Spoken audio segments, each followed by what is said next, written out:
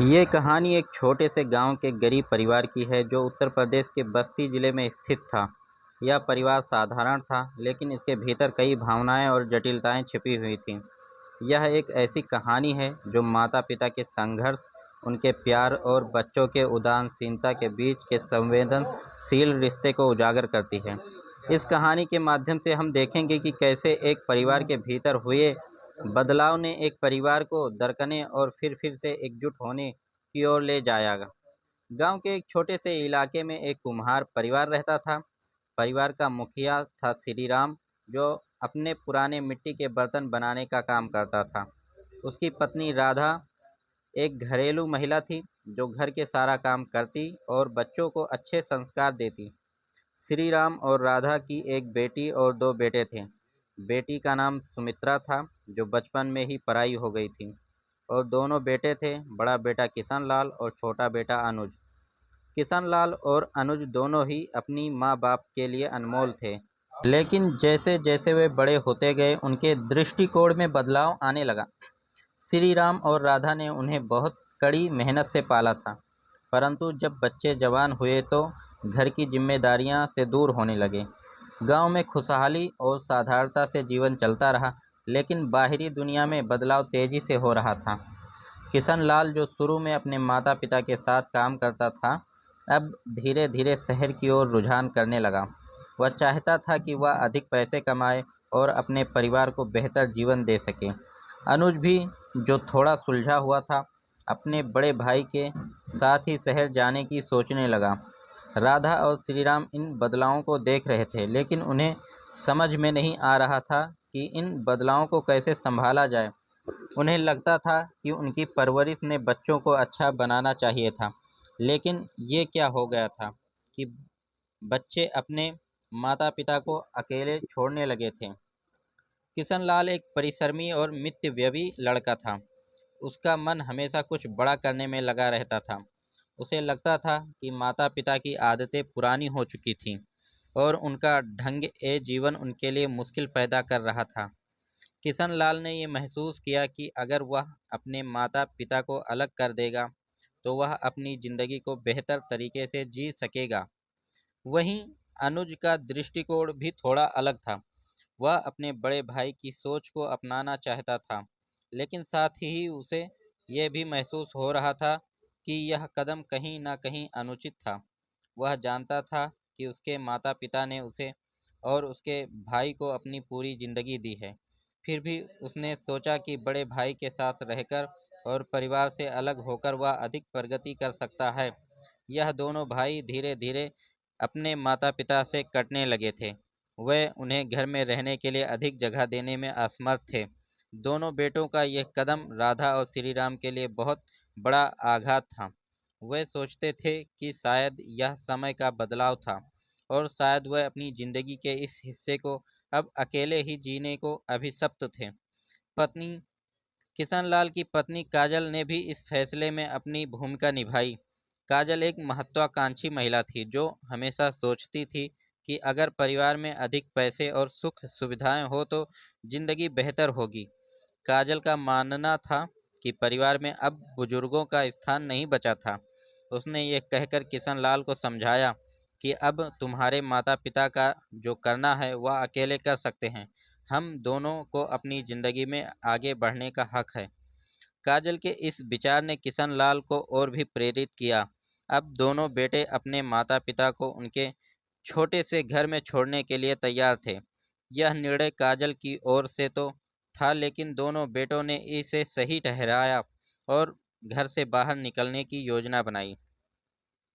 राधा और श्री राम को यह महसूस हुआ कि उनका समय अब खत्म हो चुका था। उनका एक ही सपना था, अपने बेटों को अच्छी तरह से बढ़ते देखना, लेकिन अब वे अकेले रह गए थे। श्री राम ने राधा से कहा, शायद हमने उनका पालन ठीक से नहीं किया। यही कारण है कि वे हमें छोड़ने जा रहे हैं। अब श्री राम और राधा को अपने बच्चों से अलग होने का समय आ गया था। उनका दिल टूट चुका था, लेकिन वे बाहर से इस पीड़ा को किसी से नहीं जताते थे।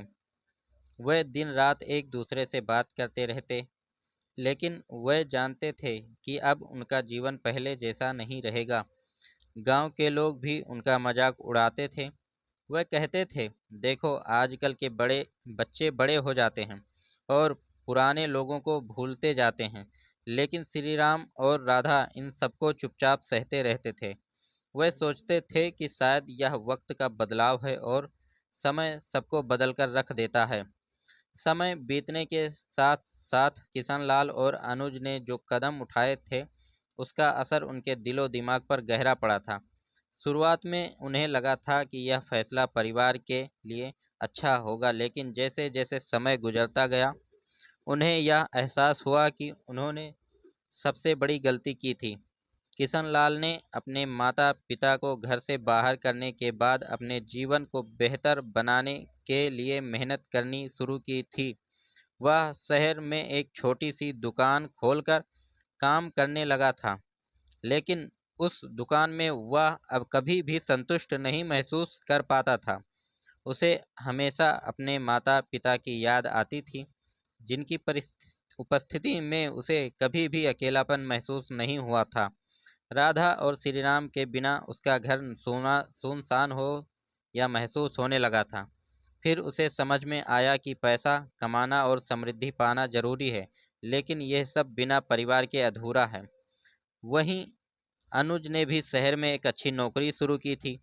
उसका मन पहले बहुत खुश था क्योंकि अब उसे अपनी मेहनत का फल मिल रहा था। लेकिन एक दिन उसने महसूस किया कि वह किसी उद्देश्य के बिना काम कर रहा है। उसे अपने माता पिता की यादें परेशान करने लगी। उसे उन दिनों की याद आई जब वह अपने उसके भाई माता पिता के साथ खेतों में काम करते थे। उनका साथ पाकर वह खुश रहते थे। लेकिन अब सब कुछ खाली सा लगने लगा था। जब दोनों बेटे अपने अपने रास्ते पर चल पड़े तब राधा और श्री राम को अपनी पुरानी जिंदगी की यादें आ रही थी। वह अकेले थे, लेकिन उनका प्यार एक दूसरे के लिए कभी भी नहीं कम हुआ था। वह एक दूसरे को संजीवनी की तरह ढूंढते थे। उनका जीवन साधारण था, लेकिन उनकी बातों में गहरी सच्चाई और जीवन के प्रति सच्ची समझ थी। श्री राम अब बहुत बूढ़े हो गए थे और राधा की सेहत भी बिगड़ने लगी थी। वह अपने बच्चों की परवरिश के बारे में सोचते और महसूस करते कि वह कभी भी उन पर अपनी इच्छा नहीं थोपते थे।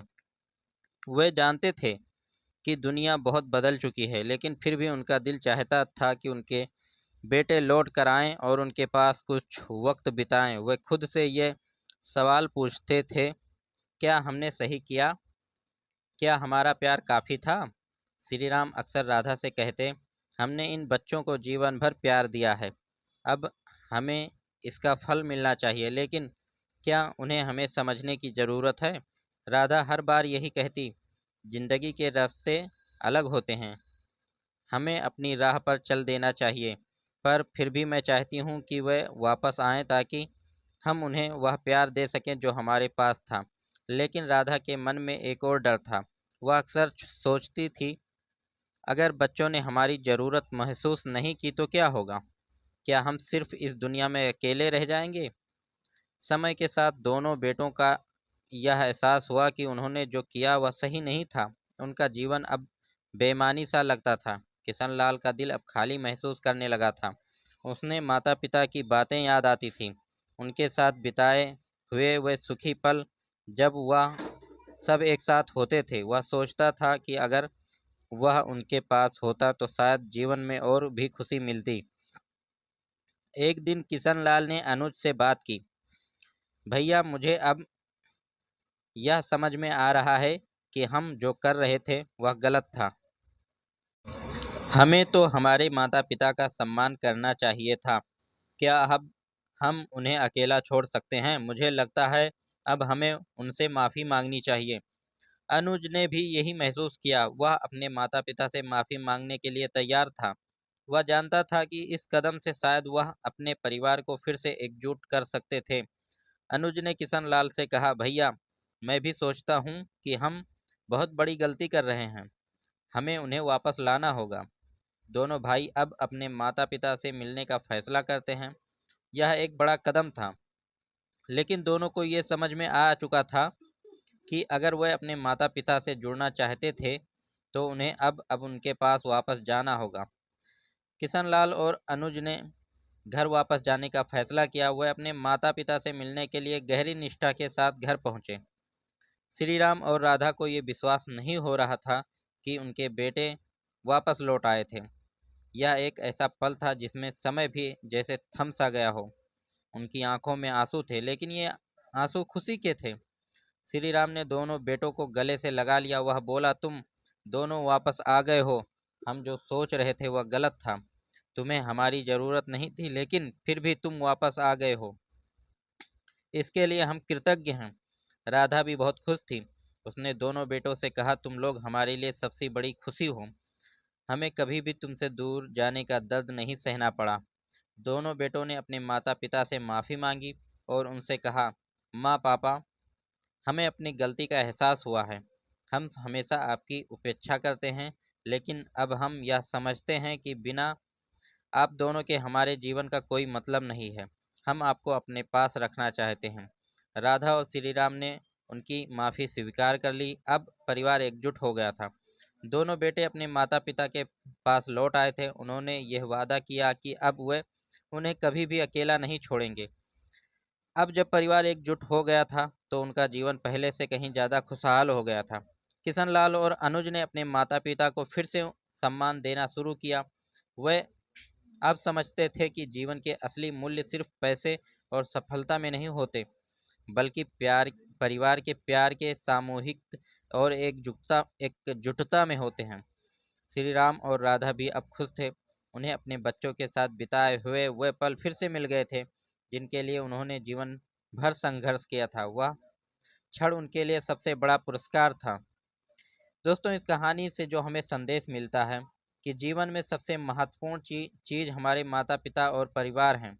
भले ही हम जीवन में कितना भी आगे बढ़ जाएं, लेकिन परिवार का प्यार और उनका साथ हमें कभी भी नहीं भूलना चाहिए।